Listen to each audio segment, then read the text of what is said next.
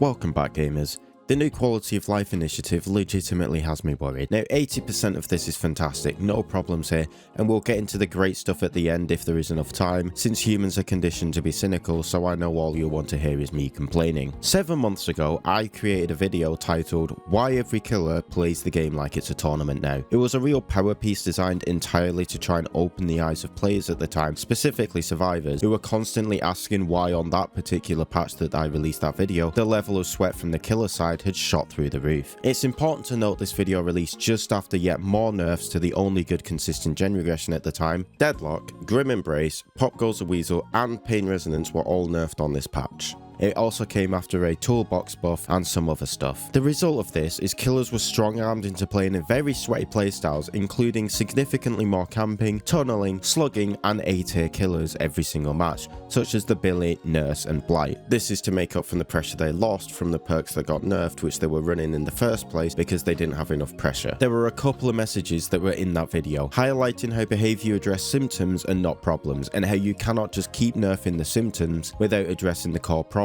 otherwise it creates more problems. So generally speaking, if you are wanting to fix the problems, you would address the problems. You would not address the symptoms.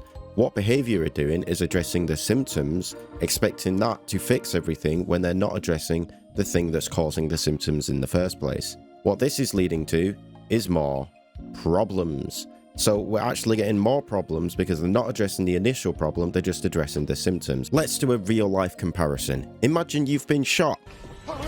Wait. No. Okay, that one was on me, I should have been more specific. Let's imagine it's a low caliber bullet from a pistol, say a 22 or a 9mm.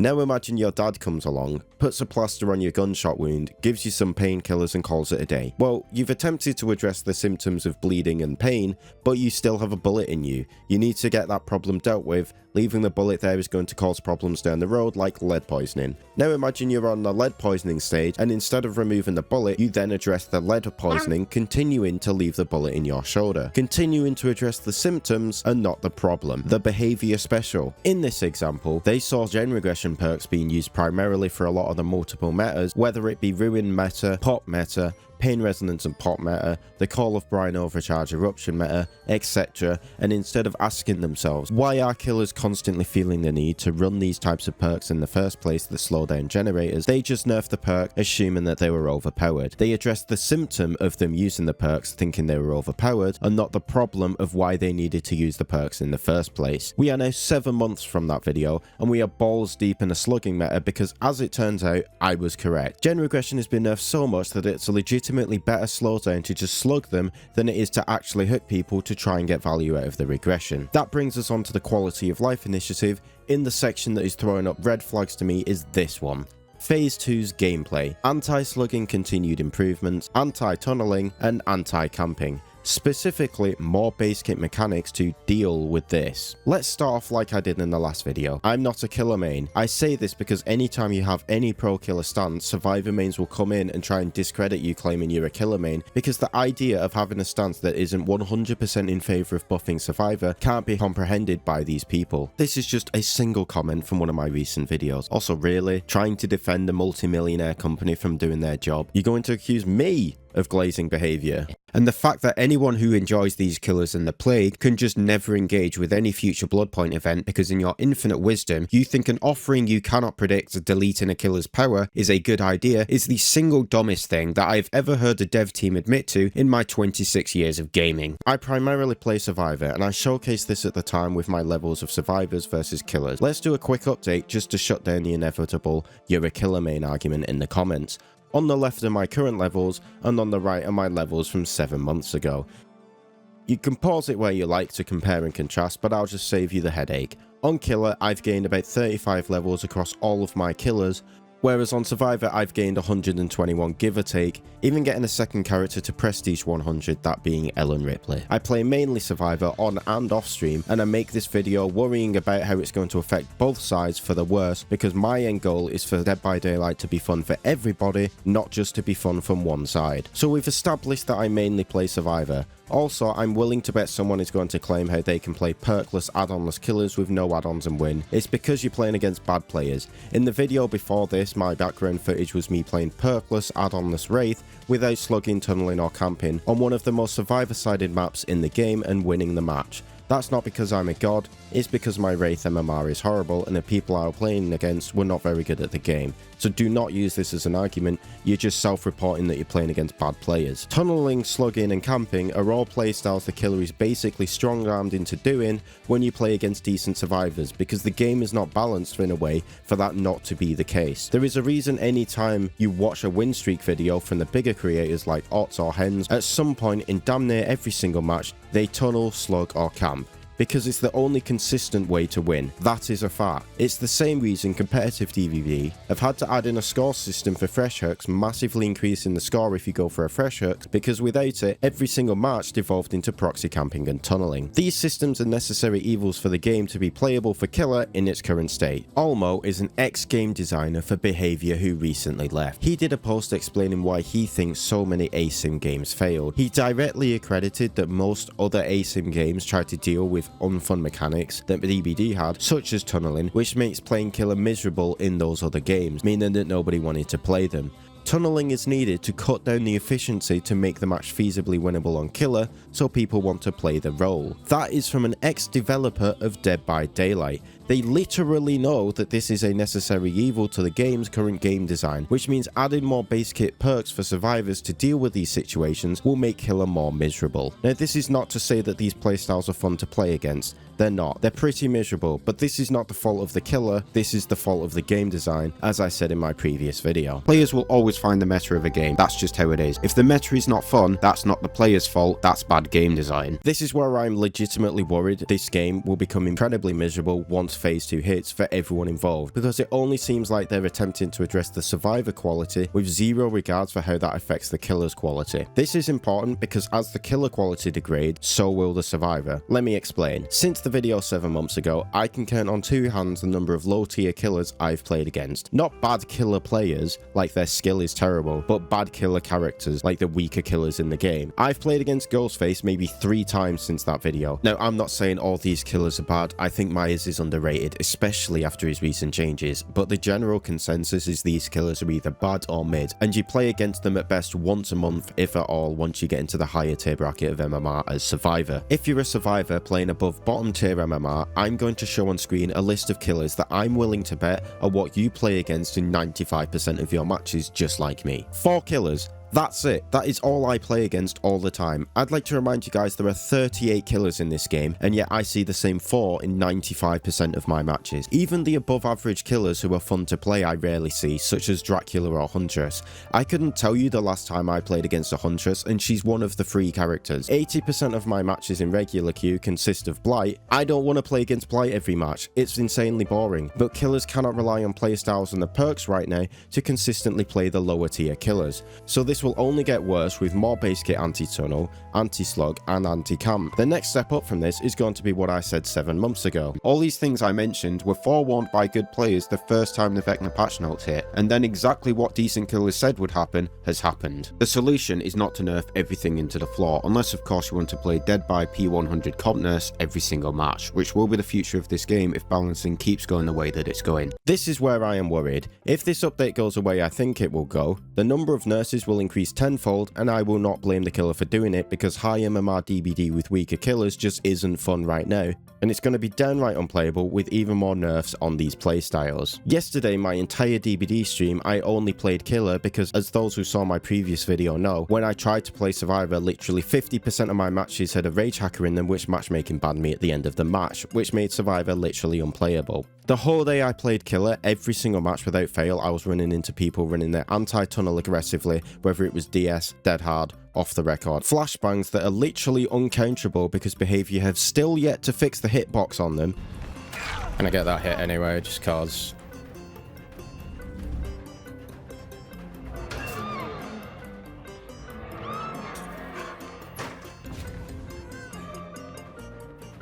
I said done, dipshit.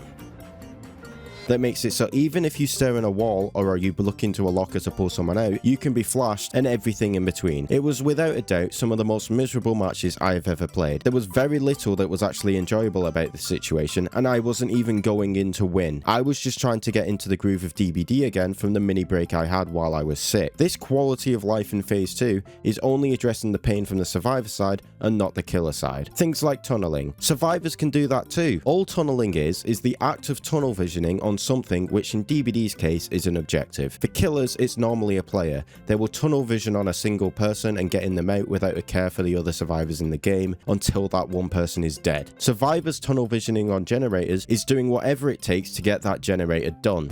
The small schlong. Hang on, you cheeky bastard. You cheeky bastard. This Leon doesn't care that I'm literally on top of him. He's prioritizing doing this generator over taking a hit. This is considered fine in the community despite the fact that he is actually tunneling the generator here, yet when the killer does the exact same thing to a survivor, suddenly it's a problem. Now, with one player this isn't as big of an issue, but if there are 2 to 3 people on a generator tunneling it like this, you can do nothing to stop it from popping in your face. Should the killer get base kit anti-tunnel in this situation to discourage the survivors from slamming gens in their face? For example, if you're working on a generator and the killer is within 3 meters of you, you become exposed for 20 seconds, and if you go down, that generator blows up, losing 10% of its progress and causing all survivors on that generator to scream and blocking the generator for 30 seconds to prevent them from jumping straight back on it when you go to hook that initial survivor. Do you think this is a good idea? The idea of anti-tunnel for the survivors on generators? Because if you think this is bad, but more base kit anti-tunnel for survivor is good, then you simply don't care about the game quality,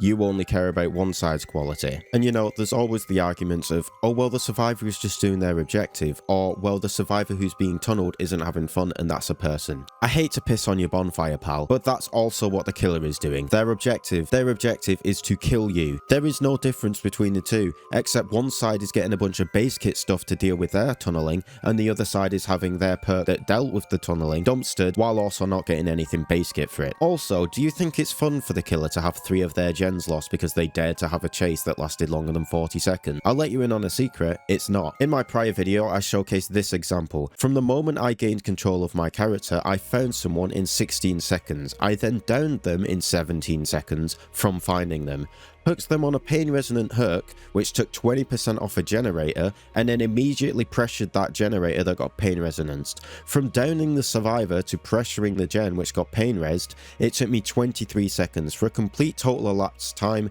of 60 seconds from when the game started, and the generator I just pain resed is still at 80%. This is not fun for the killer. I'm saying all this because it directly affects your game quality as a survivor. If you keep stripping tactics from the killer side that they need to win and giving them no viable alternative, all you're going to do is drive out the low tier killer players, casual killers, and all will be left with are comp killers. Do you think sitting in a 10-minute queue for every match just for it to be a blight and a nurse is going to be fun? I don't. It's going to be miserable. But this, I worry, will be the reality. It's more classic behavior not understanding the problem, only the symptoms, and its never-ending cycle. Killer used gen regression because they didn't have enough consistent pressure without it, so behavior nerfed gen regression. So killers began to tunnel more while still using the gen regression they could. So behavior buffed anti-tunnel perk and nerfed gen regression again. So killers had to tunnel even more and play even sweatier killers, and then behavior added more anti-tunnel perks like shoulder the burden, buffed flashbang, and for some reason buffed how long you can stay on a hook. Now killer said, okay,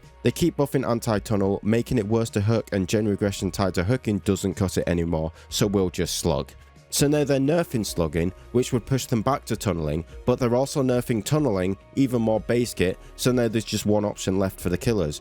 Play Nurse and Blight, who have the map pressure and the chase pressure required to down fast enough to actually get value out of what little gen regression is left in the game. Now, some people may say, well, maybe they will introduce some kind of base kit buff for killers when they do these changes, which they might, but if the past is anything to go off, they won't do it effectively if they do it at all. Take the 8 gen kick limit as an example. You literally cannot regress a generator more than 8 times in an attempt to stop 3 genning. This change creates a situation where with good survivors, you can make the match literally unwinnable for the killer by pre-running away from the generators anytime you hear a terror radius until they kick the generator, and then you come back and stop it regressing. You can rinse repeat this until it can't be regressed anymore, and eventually you will just win because they can't regress the generator, but you can keep repairing it. If the killer then commits to you after you pre-run off a generator, another gen will get finished. If they don't commit to you and they try to pressure the generator, it eventually gets blocked. Because you can heal infinitely as a survivor, you can always run away to reset forever, so it becomes an unwinnable war of attrition that can only be countered by a fast downing killer, which can only be done by killers who counter the Shift W. Who are those killers? You guessed it, the Blight and the Nurse. Now, what did Killer receive for this massive nerf with the 8-gen kick limit? Well, when they kick a gen, it loses 5% progress and survivors can't gen tap it to stop it regressing. That's it. So a mass amount of killer perks were significantly made weaker overnight, including perks that don't even regress the generators but require you to kick a generator to activate them, such as Nowhere to Hide and Surveillance. You can create unwinnable situations for the killer, and the trade-off is that you can't gen tap and that the killer does 5% gen regression when they kick a generator. Not exactly what I would call a fair trade. This is not to say things like 3-genning did not need to be addressed. I'm not saying holding a team hostage for an hour should ever have been possible, but it's very clear that one side of the player base got affected the most by the 8-gen kick limit, with behaviour having zero regard for how the change would affect other mechanics like perk. Did you know Eruption costs 2 gen regression events to activate it, making it only usable 4 times per generator, effectively killing it for any killer that isn't top tier? They also didn't address the survivor side issue that also let them hold the game hostage by being able to heal indefinitely. It was a two-way street. This has now created a situation where in a war of attrition, the survivor will always win, because they can always heal forever, the killer cannot always kick generators forever. This is why I have zero faith that they will actually implement some kind of healthy game design to offset the nerfing of these playstyles. Some form of base kit gen regression for playing nice, for example, that is actually meaningful so that you are rewarded for the killer for not tunneling and spreading your hook was one of my suggestions from 7 months ago. If they go this route, it would be a very healthy change, but history repeats itself and so do behaviour, especially behaviour, so there's no reason to expect that this time suddenly things will change for the better. This also doesn't address the fact that weaker killers struggle to get down or are reliant on some form of slugging strategy just due to how their power works, so yet again, it would still encourage you to play the strong chase killers. The quality of life update should be aiming to improve the base quality for everyone, not just select people. While there are definitely changes throughout the list that improve the quality of life for killers, they are mostly niche situations,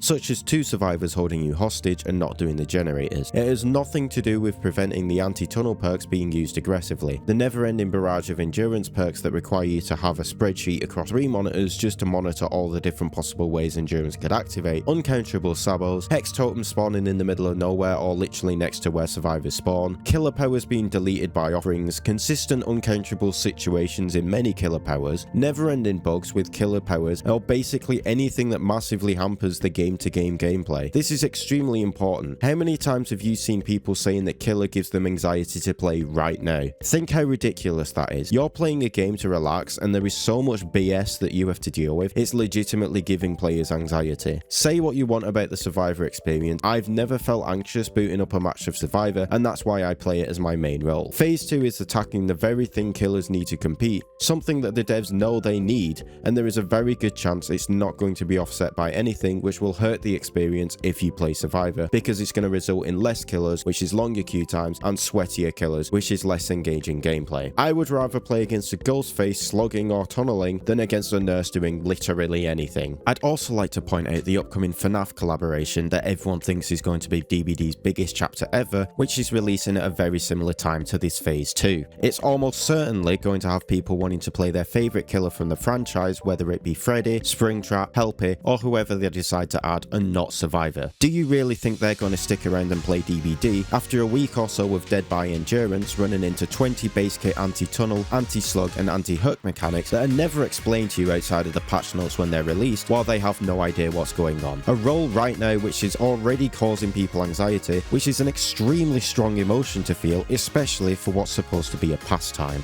Anyway, that's all for this one, gamers. I'll see you guys in the next one.